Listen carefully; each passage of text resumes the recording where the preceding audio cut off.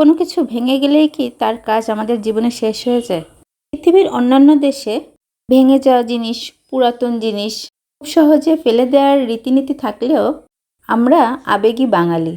আর ঘরের টুকটাক জিনিসপত্রের প্রতিও বাঙালি বউ মায়েদের যে আবেগ, সে সম্পর্কে ধারণা নিতে তাদের বাচ্চাদের কাছে জিজ্ঞাসা করবেন।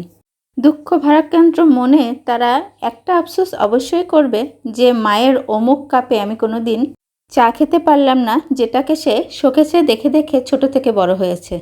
আমিও তার ব্যতিক্রম না, তাই তো ভেঙে যাওয়া কাচের একটি গ্লাসকে খুব সহজে স্বল্প খরচে বানিয়ে ফেললাম দারুণ একটি ফুলদানিতে। প্রথমে আঠার সাহায্যে হিজিবিজি মনের ইচ্ছা মতো কিছু একটা ডিজাইন করে নিয়েছি। কি ডিজাইন নিজেই নাম জানি না, আপনাদের কি বলবো বলেন।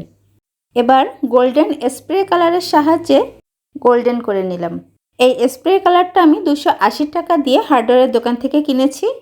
একবার একটি কালার কিনে নিলে আপনি অনেক কিছু স্প্রে করে কালার চেঞ্জ করতে পারবেন এবং দীর্ঘদিন ব্যবহার করতে পারবেন। আশা করি আইডিয়াটা ভালো লেগেছে আপনাদের। ধন্যবাদ।